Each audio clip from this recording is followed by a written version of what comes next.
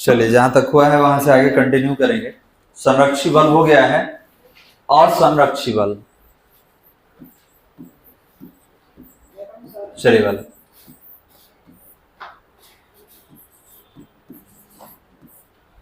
असंरक्षी बल, non conservative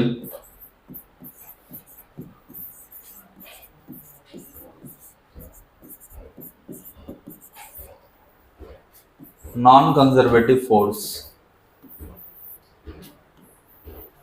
असंरक्षी बल, non conservative force. तो कंजर्वेटिव तो पढ़ चुके हैं। संरक्षी बल क्या था? तो जो पथ पर निर्भर नहीं करता था, वो प्रारंभिक और अंतिम बिंदु पर निर्भर करता था, उसके लिए हम लोग संरक्षी बल पढ़े थे। और ये असंरक्षी बल है, ये जो है पथ की प्रकृति पर निर्भर करता है। तो लिखेंगे इसके बारे में, लिखा जाए जब कोई किसी पथ की प्रकृति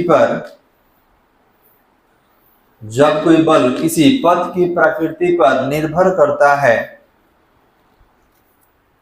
पथ की प्रकृति पर निर्भर करता है, तो उसे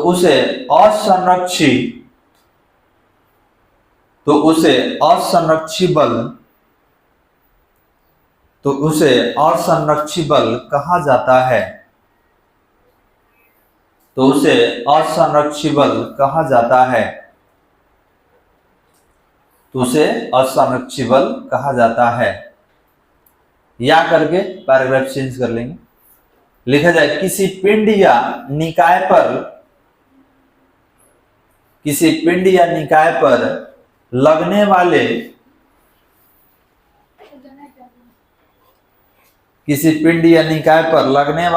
उन सभी बलों को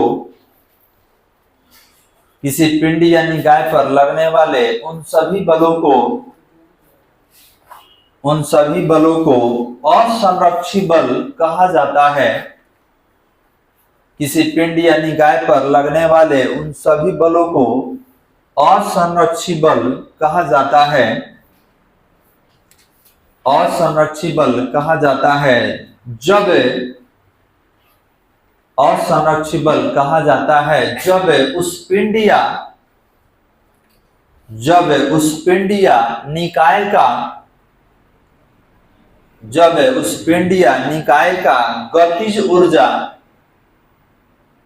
जब उस पिंड या निकाय का गतिज ऊर्जा या कुल यांत्रिक ऊर्जा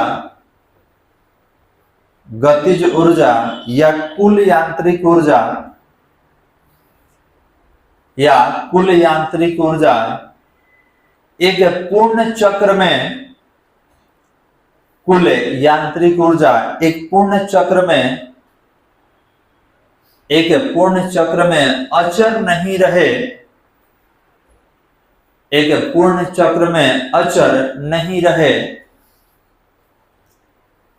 चक्र में अचर नहीं रहे।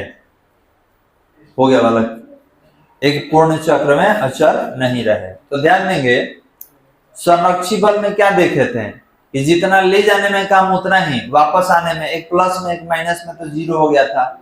यहाँ जीरो नहीं होता है। ये करा कि यहाँ पर वर्क डन जीरो नहीं होगा, उसमें वर्क डन जीरो हो गया था। अब सवाल ये है कि सर किसको असंरक्षी बल कहा जाएगा? तो जो पथ पर निर्भर करे, जिसका एक पूर्ण चक्र के दौरान गतिज ऊर्जा का मान अचर नहीं रहे। अचर नहीं कहने का मतलब है कभी ज्यादा कभी कम। अब ये बताइए कि मान लिए किसी सतह पर कोई पिंड गतिशील है, तो सतह पर जब गतिशील होगा, सतह रुखड़ा कर दिए तो उसका गति सतह के प्रकृति पर निर्भर करेगा। रुखड़ापन कम रहेगा तो गति ज्यादा रहेगा, रुखड़ापन ज्यादा कर दीजिएगा तो गति क्या हो जाएगा? कम हो जाएगा। तो बताइए आपका गति किस पर निर्भर किया? सतह की प्रकृति पर। तो इसमें कुछ एग्जाम्पल लिख लेते हैं, उदाहरण में लिख लिया जाए असंरक्षी बल के लिए। एग्जाम्पल में लिख लेंगे उदाहरण में। लिखेंगे घर्षण बल आपको पढ़ा चुके हैं। हाँ, घर्षण बल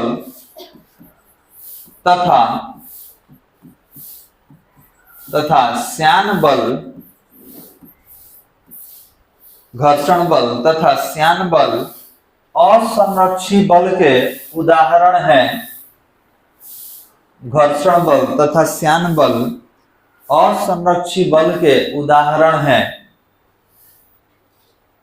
घर्षण बल तथा श्यान बल असंरक्षी बल के उदाहरण हैं। असंरक्षी बल के उदाहरण हैं। हो गया। तो ध्यान देंगे घर्षण बल भी स्वतः की प्रकृति पर निर्भर करता है और श्यान बल भी स्वतः की प्रकृति पर निर्भर करता है। श्यान बल के बारे में आपको बताए थे कि इस तरल के सतहों के बीच लगने वाला बल होता है। तरल के सतहों के बीच लगने वाला बल ये भी एक तरह का घर्षण बल है, लेकिन ये कहाँ लगता है? तो तरल के लिए। जैसे आपको एक बाल्टी पानी दे दिए और बोले कि यहाँ से उठा के वहां रख दो, तो आप यहाँ से वहां ले गए तो पानी में काफी हलचल रहा ले जाते समय, लेकिन आप 5 मिनट तक वहां रख दिए तो कुछ समय के पश्चात शांत हो जाता है, जल शांत हो जाता है। तो सवाल ये है कि उसका वेग खत्म कैसे हो गया? तो जल में बहुत सारा लेयर होता है, तो जो ऊपरी लेयर है सबसे ज्यादा हलचल इसी में होता है। याद रखिएगा, पानी में सबसे अधिक वेग ऊपरी सतह का होता है और सबसे कम वेग निचले सतह का होता है। तो अब बताइए कि नीचे वाला सतह विराम में है, खूब गति कर रहा है, तो इसके साथ संपर्क में है तो घर्षण न करेगा जी। तो नीचे वाला सतह ऊपर वाले गति का क्या करेगा? विरोध करेगा, और इसी विरोध के परिणाम स्वरूप क्या हो जाता है? तो कुछ देर में जल शांत हो जाता है। तो बताइए लिक्विड का एक सतह दूसरे सतह से घर्षण किया है तो इनके बीच बल लगा होगा, तो उस बल को घर्षण बल नहीं कह के कौन सा बल कहते हैं? लेकिन ये है क्या? ये भी घर्षण बल है। लगता कहाँ है? तो तरल के सतहों के बीच लगता है, इसको घर्षण बल नहीं कह के क्या कहते हैं? श्यान, विस्कस फोर्स कहा जाता है इसको। कोई दिक्कत समझने में? चल, और इसका भी कुछ लक्षण है, तो आगे पैराग्राफ चेंज करके हेडिंग देंगे असंरक्षी बल का लक्षण। उसमें भी 2 लिखे थे लक्षण, इसमें भी 2 लिखेंगे। असंरक्षी बल का लक्षण डैश दे दीजिए। असंरक्षी बल का लक्षण लिखकर डैश दे देंगे और एक एक करके लिखा जाए। असंरक्षी बल का लक्षण लिखकर डैश दे दीजिए और 1 नंबर पॉइंट में लिखा जाए असंरक्षी बल द्वारा। 1 नंबर पॉइंट में लिखेंगे असंरक्षी बल द्वारा, असंरक्षी बल द्वारा एक पूर्ण चक्रीय प्रक्रिया में, असंरक्षी बल द्वारा एक पूर्ण चक्रीय प्रक्रिया में, एक पूर्ण चक्रीय प्रक्रिया में संपादित कार्य का मान, एक पूर्ण चक्रीय प्रक्रिया में संपादित कार्य का मान, एक पूर्ण चक्रीय प्रक्रिया में संपादित कार्य का मान, संपादित कार्य का मान शून्य नहीं होता है। संपादित कार्य का मान शून्य नहीं होता है। संपादित कार्य का मान शून्य नहीं होता है। हो गया बालक? अब देखिए ये क्या आप लिखे हैं, तो आप लिखे हैं कि इसमें वर्क डन जो होगा ये 0 नहीं होगा। ठीक है, वर्क डन 0 नहीं होगा। तो 0 नहीं होने का मतलब क्या है थोड़ा समझिए। हमने बोला कोई सतह ले लिए, इस सतह को थोड़ा सा रुखड़ा कर दिया जाए, इस पर एक पिंड यहाँ पर है m द्रव्यमान का, इसको चला के हम लोग यहाँ पर ला दिए। ठीक है, तो आप यहाँ से यहाँ ले गए, मतलब आपका मोशन इधर हुआ, तो आपका कार्य हम बोले कि आप इधर से इधर गति किए, तो यहाँ से यहाँ तक लाने में आप कितना काम कर दिए? तो आपने बोला कि प्लस 20 जूल का। क्लियर है? अब फिर कहा गया पूर्ण चक्रीय प्रक्रिया में क्या होता है कि आप यहाँ से वहां गए फिर वहां से यहाँ आ गए, तो प्रक्रिया आपका पूर्ण हो जाएगा। तो आप यहाँ से यहाँ गए, अब फिर यहाँ से वापस आ गए यहाँ पे, और यहाँ आने में आपका जो वर्कडन रहा, ये वर्कडन आपका कितना ले लेते हैं? तो -40 जूल या 30 जूल जो भी लेना है। माइनस क्यों हम ले रहे हैं ये बताइए? तो डायरेक्शन अपोजिट बताने के लिए, आप प्लस में भी ले सकते हैं, कोई दिक्कत नहीं है। ठीक है, तो ये बताइए टोटल वर्क डन पूछेंगे तो कहिएगा कि सर 20 माइनस 30 तो कितना हुआ -10। तो अब बताइए जीरो हुआ है? नहीं हुआ है। तो आप बोलेंगे कि सर यही अगर संरक्षी बल रहता तो उसमें ये जीरो हो जाता कंप्लीट, लेकिन ये तो घर्षण बल पर डिपेंड करता है तो ये जीरो नहीं होगा। तो जीरो नहीं होगा तो क्या होगा? या तो जीरो से बड़ा होगा या तो जीरो से छोटा होगा। तो यही हम लोग लिखे हैं, इसको लिख लीजिए। तो W not equal to 0, W not equal to 0।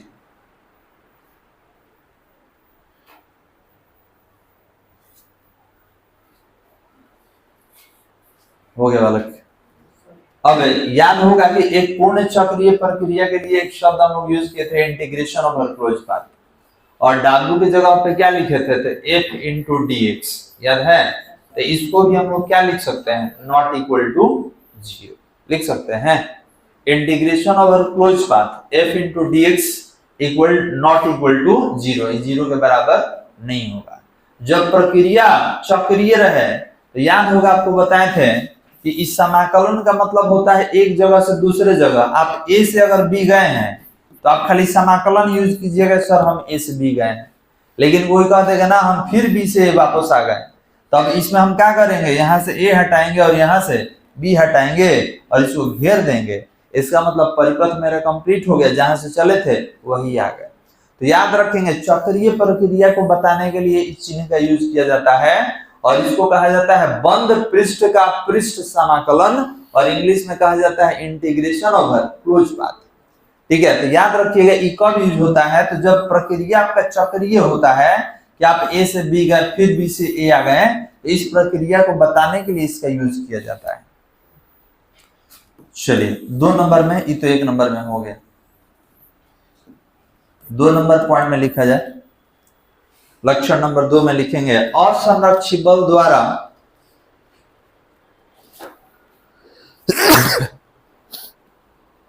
लिखेंगे 2 नंबर में असंरक्षी बल द्वारा संपादित कार्य का मान, असंरक्षी बल द्वारा संपादित कार्य का मान,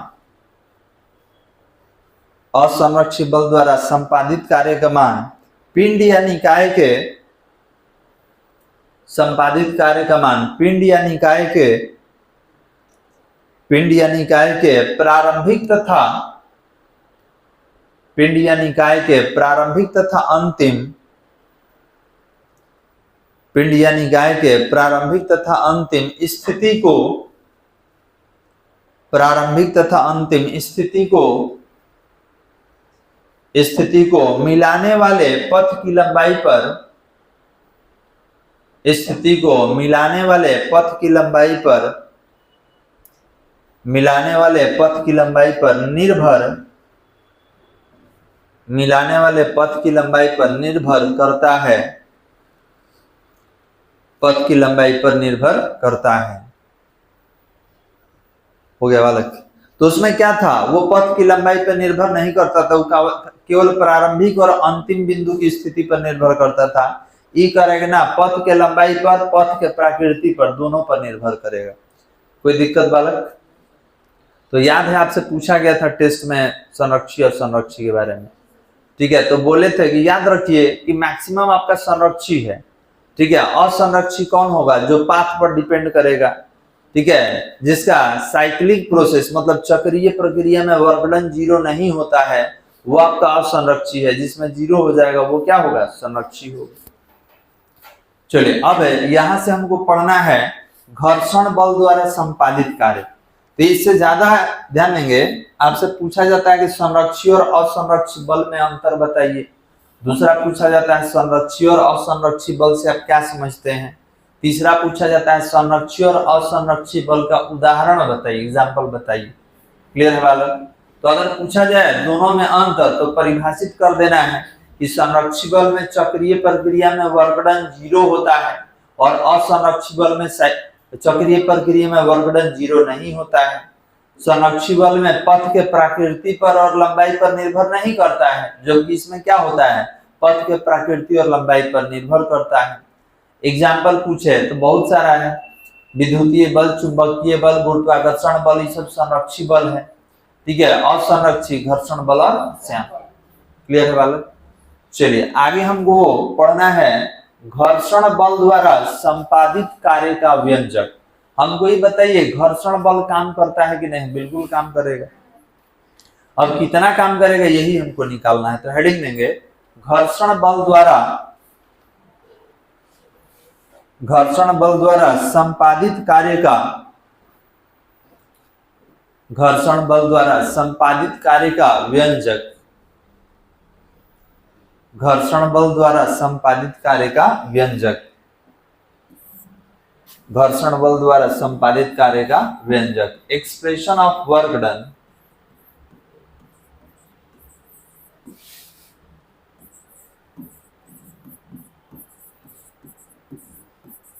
bye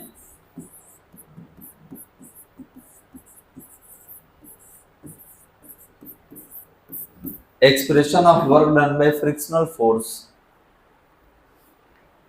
expression of work done by frictional force,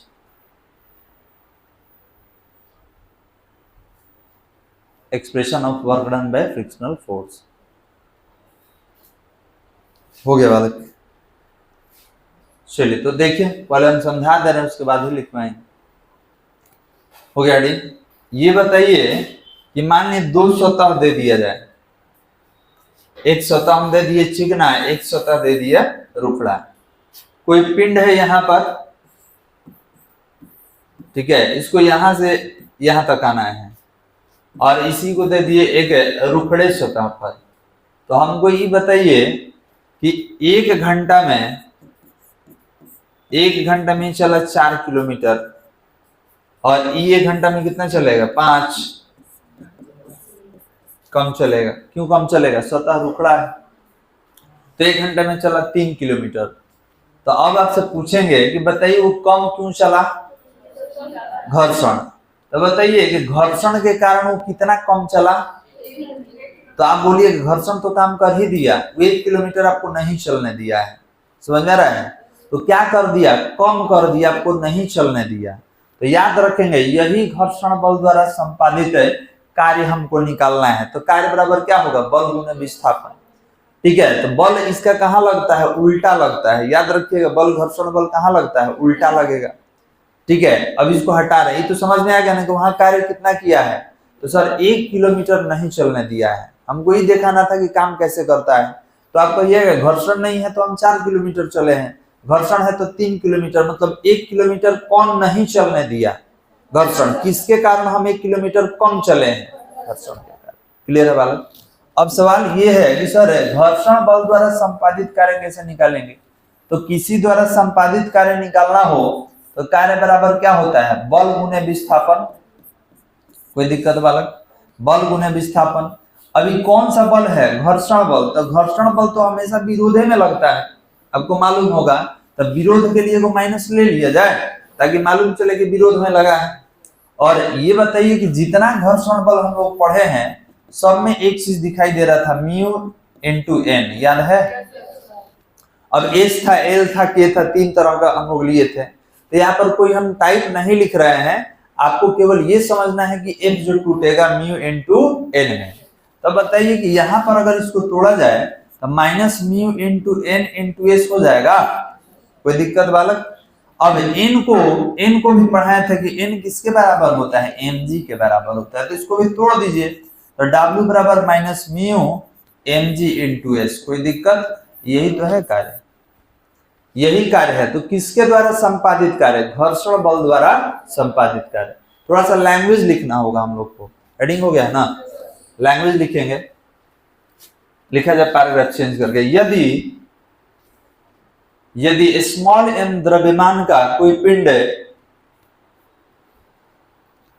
यदि स्मॉल m द्रव्यमान का कोई पिंड, यदि स्मॉल m द्रव्यमान का कोई पिंड किसी रुखड़े क्षैतिज सतह पर गतिशील है, स्मॉल m द्रव्यमान का कोई पिंड किसी रुखड़े क्षैतिज सतह पर गतिशील है, किसी रुखड़े क्षैतिज सतह पर गतिशील है, जिसका घर्षण गुणांक जिसका घर्षण गुणांक म्यू है, जिसका घर्षण गुणांक म्यू है, जिसका घर्षण गुणांक म्यू है, हमें घर्षण बल द्वारा संपादित कार्य का व्यंजक, हमें घर्षण बल द्वारा संपादित कार्य का व्यंजक प्राप्त करना है, हमें घर्षण बल द्वारा संपादित कार्य का व्यंजक प्राप्त करना है, हमें घर्षण बल द्वारा संपादित कार्य का व्यंजक प्राप्त करना है।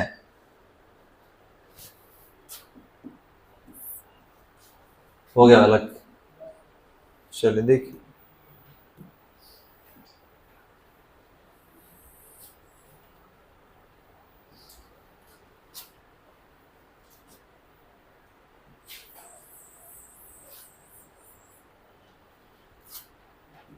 कोई पिंड है m द्रव्यमान का और यहां से गति करते हुए यहां तक आए, तो कितना गति कर लिया s। हो गया अलग, सतह रुखड़ा है,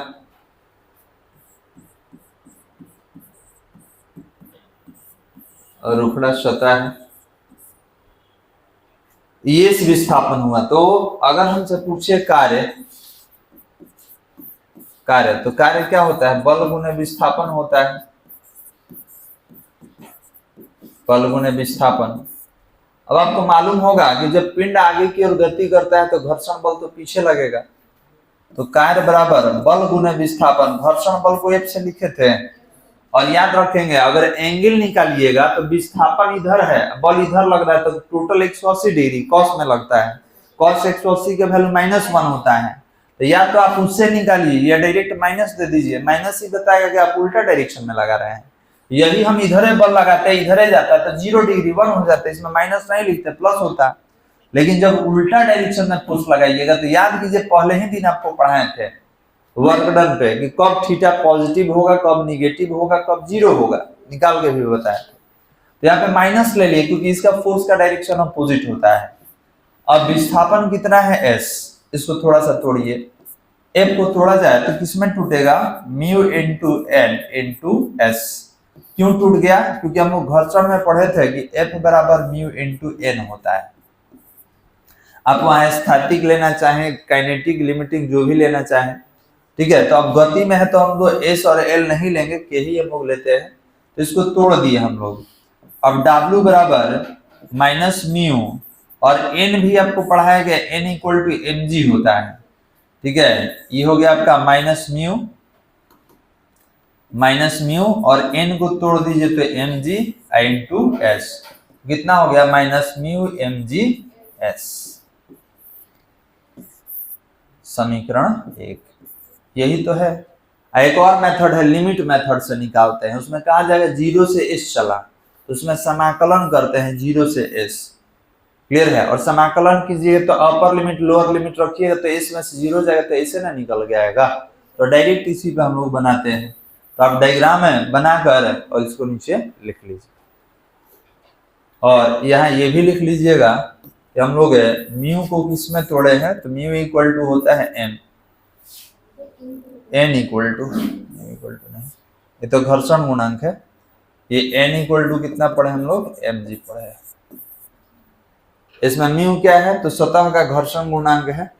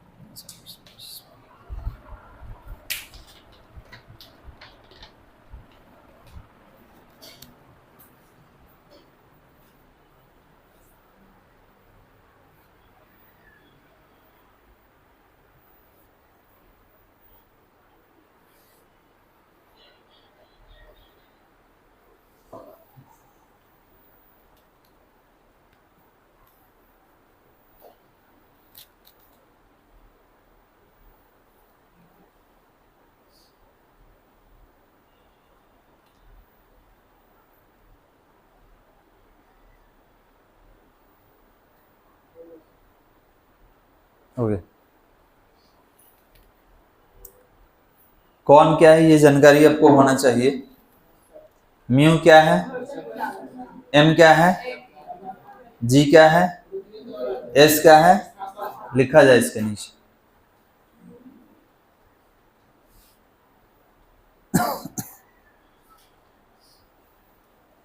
बोले बालक, समीकरण एक घर्षण बल द्वारा, समीकरण एक घर्षण बल द्वारा संपादित कार्य, समीकरण एक घर्षण बल द्वारा संपादित कार्य का आवश्यक व्यंजक है। घर्षण बल द्वारा संपादित कार्य का आवश्यक व्यंजक है, आवश्यक व्यंजक है।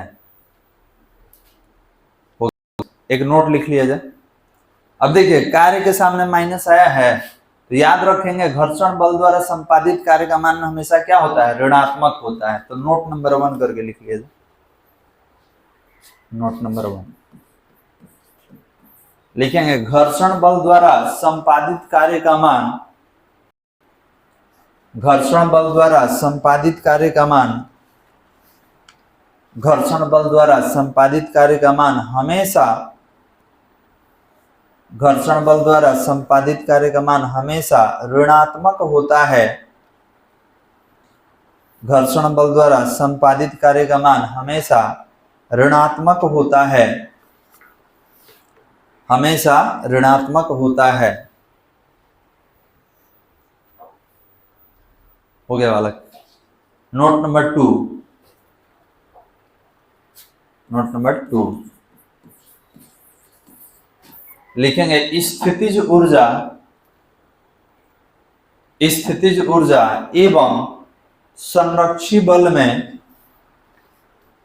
स्थितिज ऊर्जा एवं संरक्षी बल में, स्थितिज ऊर्जा एवं संरक्षी बल में निम्न संबंध है,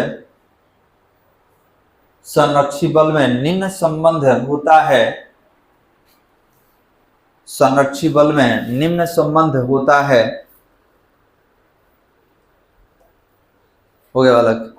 स्थितिज ऊर्जा एवं संरक्षी बल में निम्न संबंध होता है। अब स्थितिज ऊर्जा और संरक्षी बल में हमको संबंध बताना है। तो ये बताइए कि कार्य बराबर क्या होता है, बल गुने विस्थापन होता है। तो आपको बताया गया था कि कार्य जो है वो भी ऊर्जा का एक रूप है। आपको ऊर्जा का प्रकार बताए थे गतिज ऊर्जा और स्थितिज ऊर्जा। याद है कि जो हम काम करते हैं वही सिस्टम का ऊर्जा हो जाता है। जैसे मानिए कि स्प्रिंग है आपके सामने, इसको हम कंप्रेस किए, थोड़ा सा इधर हो जाता है, ध्यान देंगे। हमारे सामने स्प्रिंग है, तो ये बताइए कि हम बल, तो अब इसको क्षैतिज रेखा कहा जाता है, इसको लंबवत कहा जाता है। तो हम बल लगाए हैं, तो बल किस दिशा में लगाए हैं, एक्स अक्ष के। आप कहेंगे सर एक्स अक्ष ले लिया जाए, तो एक्स अक्ष के अनुदिश बल लगाए हैं, तो इसका विस्थापन तो उसी अक्ष पर होगा। तो बल गुने विस्थापन क्या होता है, कार्य। हमारा कार्य इसका ऊर्जा बन जाता है और इसी ऊर्जा से ही हमारा विरोध करेगा। क्लियर है। तो याद रखेंगे कि हमारा जो काम होता है वो निकाय का ऊर्जा हो जाता है और उसी ऊर्जा से वो क्या करेगा, काम करेगा। तो लिखेंगे, अब इसको निकालना है। तो निकालने के लिए देखिए आपको मानना होगा कि किसी पिंड पर हम बल लगाए हैं तो बल का दिशा क्या है। तो आप एक्स अक्ष के तरफ बल लगाए हैं कि वाई अक्ष के तरफ बल लगाए हैं, क्योंकि तीनों में समीकरण बनता है। तो अगर इधर हम बल लगाएंगे और मान लीजिए कि बल लगा के हम विस्थापन कर दिए, बल गुने विस्थापन होता है। तो अब यहां पर अगर कार्य लिया जाए तो ये होगा बल गुने विस्थापन। तो यहां पर अगर F निकालिएगा तो क्या होगा, W Fx इक्वल टू कितना होगा, तो W अपॉन x हो जाएगा। हम ये निकालेंगे, F निकालेंगे तो ये x कहां चला जाएगा, डिवीजन में। अब आपका कार्य ही क्या होता है, ऊर्जा होता है, आपको मालूम है, और ये x है। तो हमने बोला कि ये जो x है कुल है, कुल परिवर्तन। मान लीजिए कि आपको यहां से यहां तक लाना है, आपको यहां से यहां तक लाना है, तो टोटल मान लीजिए कि 10 मीटर है। तो हम बोले कि एक काम कीजिए ना, पहले आप 1 मीटर के लिए बता दीजिए, 1 मीटर का निकल जाएगा तो हम समाकलन कर देंगे, 0 से 10 टोटल का निकल जाएगा। तो अगर ये संबंध बताना है तो आप इकाई में भी बता सकते हैं, टोटल में। तो याद रखेंगे ये भी हो सकता है या du/dx भी हो सकता है। एक चीज और आपको बताए थे कि हमारा कार्य क्या बन जाता है, निकाय का ऊर्जा, और उस ऊर्जा से जब काम करेगा तो विरोध में काम करेगा। अभी तो आपको स्प्रिंग वाला एग्जांपल हम दिए हैं कि मान लिए कि इसके पास ऊर्जा आ गया, तो इस ऊर्जा से ये क्या करेगा, जब काम करेगा तब मेरे विरोध में काम करेगा। तो हमारा कार्य इसका ऊर्जा बन गया और इसमें संरक्षित हो गया है, और उस ऊर्जा से हमारे विरोध में काम करेगा। तो इसीलिए इसके सामने हम लोग क्या लिख लेते हैं, माइनस, क्योंकि यही वर्क डन है। यही वर्क डन कैसा होगा, हमेशा अपोज में होगा। तो याद रखिएगा आपके द्वारा किया गया काम निकाय में संचित हो जाता है और उस संचित ऊर्जा से वो आपके विरोध में काम करेगा। तो यहां पर अगर हमको लिखना हो तो इतना लंबा चौड़ा नहीं लिख के, ठीक है, लिख सकते हैं कि मान लिए कि हम टोटल विस्थापन नहीं करेंगे, हम पिंड का टोटल विस्थापन नहीं करेंगे, हम कितना विस्थापन करेंगे, हम dx विस्थापन करेंगे। तो जब विस्थापन dx होगा तो कामों तो dw हो जाएगा, d लगने का मतलब छोटा हो जाता है। तो जब विस्थापन आपका छोटा रहेगा तो काम भी कैसा हो जाएगा, छोटा हो जाएगा। अब यहाँ पे जब fx निकालिएगा तो ये कितना हो जाएगा, dw/dx हो जाएगा, और आपका कार्य किसमें कन्वर्ट हो जाता है, ऊर्जा में। तो इसी को लिखेंगे हम लोग कितना, तो लिखेंगे -du/dx। यहाँ आपको बताना होगा कि आपका जो काम है निकाय का ऊर्जा बन गया है। याद रखिएगा आपका जो काम है निकाय का ऊर्जा बन जाता है। तो एक तो ये हो गया। अब कोई कहेगा सर मान लिए कि हम x पर नहीं करेंगे, y पर करेंगे, तब तो क्या दिक्कत है। अगर कोई कहे कि हम यही काम y पे करेंगे तो क्या होगा, -du/dy हो जाएगा। z पर करना चाहते हैं, z पर, तो fz इक्वल टू कितना होगा, -du/dz। तो जिस अक्ष के लिए निकालना चाहते हैं आप निकाल सकते हैं, कोई दिक्कत। तो यही संबंध है। अब देखिए इसमें आप कह सकते हैं कि सर आप du और fz निकाले हैं, कौन संरक्षी है कौन असंरक्षी है। ठीक है, आपने बोला कि संरक्षी असंरक्षी, तो आप बोलेंगे कि ये संरक्षी है ये असंरक्षी। हमारे द्वारा किया गया कार्य किस पर निर्भर करता है, सतह की प्रकृति पर निर्भर करता है, और सतह की प्रकृति पर निर्भर कर दिए तो वह संरक्षी, जो नहीं निर्भर किया वो क्या होगा, संरक्षी होगा। तो ये पहला संबंध है, ये दूसरा संबंध है, और ये तीसरा संबंध है। लिख लीजिए तो यहां से।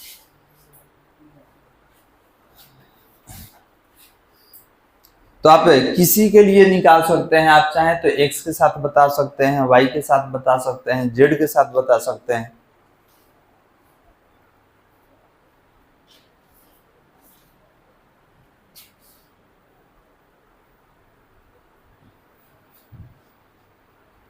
और हमारा जो कार्य होता है वो स्थितिज ऊर्जा में परिवर्तन होता है। अब हेडिंग क्या था हम लोग का, स्थितिज ऊर्जा और संरक्षी बल में संबंध, याद है, हेडिंग दिए हैं। तो स्थितिज ऊर्जा को कैसे बताए थे, U से लिखने के लिए, और संरक्षी बल कौन है, Fx है। तो यही तो संबंध है आपका। और यहाँ देखिए ब्रैकेट में dw इक्वल टू -du लिखा हुआ है, मतलब हमारा जो कार्य होता है वो स्थितिज ऊर्जा के रूप में संचित हो जाता है। याद रखिएगा जो हम काम करते हैं वही स्थितिज ऊर्जा के रूप में संचित हो जाएगा। हटा दे, आगे बढ़ा इसको। तो ये x में था, अगर किसी की इच्छा होगा सर y में, z में, किसी में लिखना चाहे तो आप लिख सकते हैं, कोई दिक्कत नहीं है। आपको देखना ये होगा कि विस्थापन किस अक्ष पे किया गया है, x पे, y पे और z पर, कोई दिक्कत बालक। अब लिखना होगा इसके नीचे। अब इसका ध्यान देंगे, अगर पूछा जाए यहाँ पर d क्यों यूज किया गया है, तो आप बोलेंगे सर d मतलब परिवर्तन होता है और d मतलब इकाई भी होता है। अगर कहीं लग जाए d तो d मतलब डिफरेंस होता है, आपको बताया गया है। तो आप कहेंगे परिवर्तन भी होता है और इकाई भी होता है, दोनों हम ले सकते हैं। तो जब इकाई का मालूम रहेगा तभी टोटल का हम लोग निकाल पाएंगे। हो गया बालक। तो यही संबंध है, समीकरण 1, 2, 3 क्या है, तो स्थितिज ऊर्जा और संरक्षी बल में संबंध। चलिए कितना नोट हुआ, 2 ही हुआ ना जी। आगे आगे हेडिंग दिया जाए यांत्रिक ऊर्जा का सिद्धांत। आगे हेडिंग देना होगा, बस 2 ही नोट लेते हैं। आगे हेडिंग देंगे यांत्रिक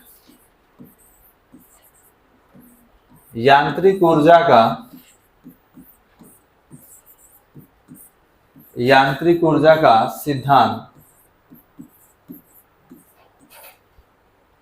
और देखिए इसको कुल यांत्रिक भी कहा जाता है। कुल यांत्रिक ऊर्जा, कहीं कहीं आप देखिएगा इसमें लिखा जाता है कुल यांत्रिक ऊर्जा का सिद्धांत। तो यांत्रिक अपने आप में कुल होता है। आपको याद होगा जब टाइप पढ़ाए थे कि यांत्रिक ऊर्जा में 2 तरह का ऊर्जा होता है, स्थितिज ऊर्जा और गतिज ऊर्जा, और दोनों के योगफल को संयुक्त रूप से क्या कहा जाता है? यांत्रिक। तो यांत्रिक अपने आप में टोटल होता है बालक। तो आप कोई भी बोल सकते हैं कुल यांत्रिक ऊर्जा का सिद्धांत या केवल यांत्रिक ऊर्जा का सिद्धांत, कोई दिक्कत नहीं है, जो भी लिखना हो। ठीक है, तो इसको बोलेंगे प्रिंसिपल ऑफ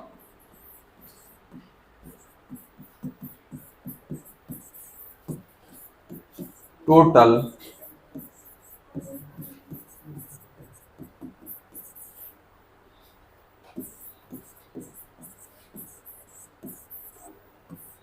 अब देखिए इतना अगर शॉर्ट में नहीं लिखना हो तो टोटल मैकेनिकल एनर्जी जो आप लिखे हैं यहां से यहां तक, इसको TME भी लिखा जाता है, बताए थे पीछे भी। ठीक है, TME टोटल मैकेनिकल एनर्जी। तो कुल यांत्रिक ऊर्जा का सिद्धांत या केवल यांत्रिक ऊर्जा का सिद्धांत, यही हमको समझना है।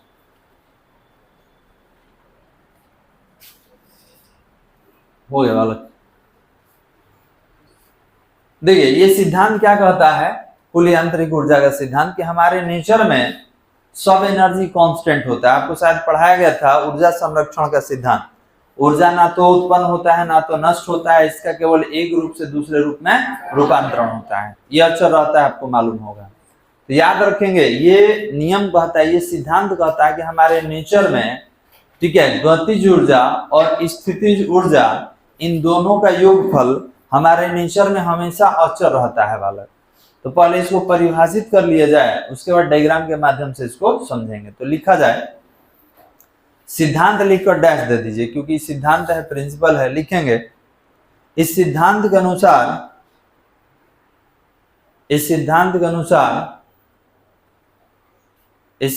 अनुसार इन्वर्टेड कॉमा दे दीजिएगा। इस सिद्धांत के अनुसार इन्वर्टेड कॉमा में लिखेंगे यदि किसी पिंड या निकाय पर लगने वाले,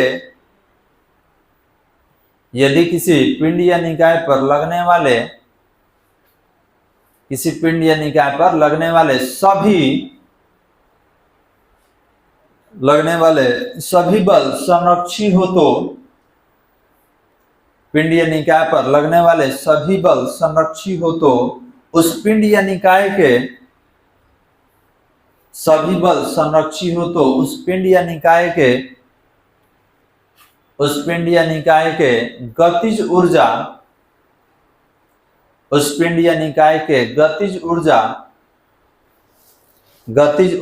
तथा स्थितिज ऊर्जा का योगफल, उस पिंड या निकाय के गतिज ऊर्जा तथा स्थितिज ऊर्जा का योगफल,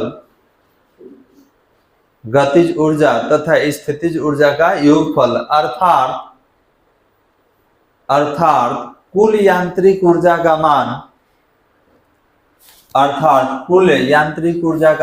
हमेशा अचर होता है। कुल यांत्रिक ऊर्जा का मान हमेशा अचर होता है। इन्वर्टेड कॉमा बंद कर लीजिएगा। हो गया बालक। तो देखिए ये क्या कह रहा है,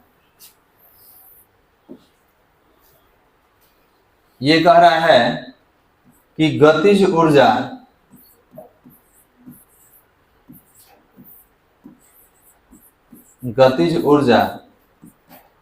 प्लस स्थितिज ऊर्जा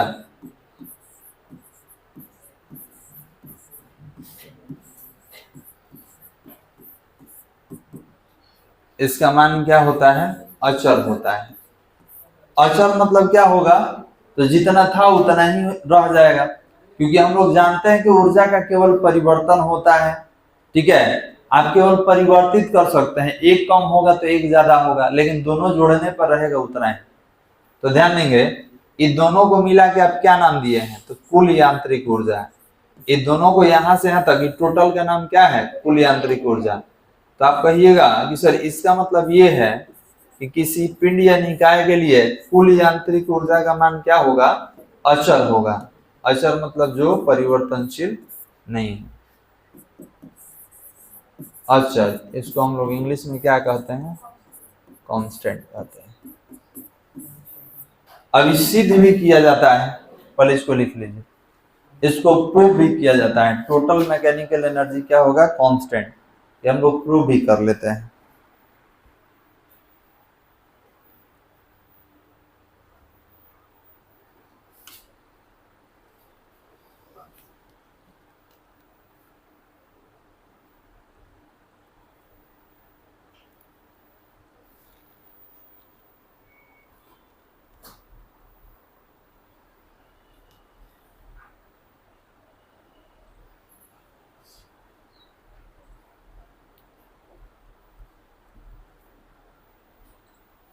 हो गया वाला।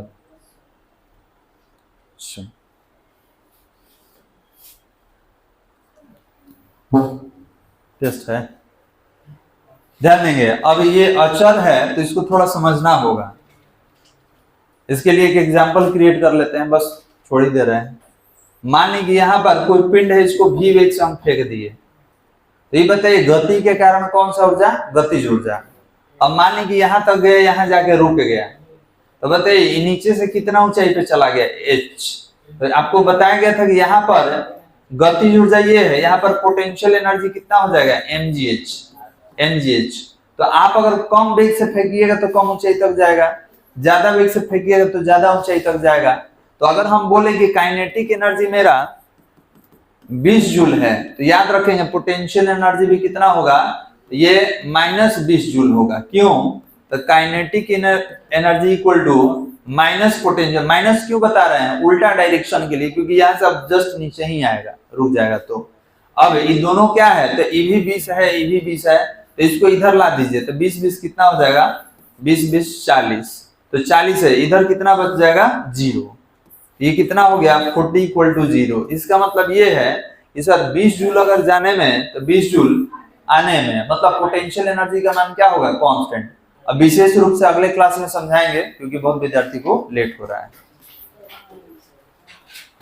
चलिए चलिए निकलिए, ट्रेन वाले विद्यार्थी बंद कर दो बाबू।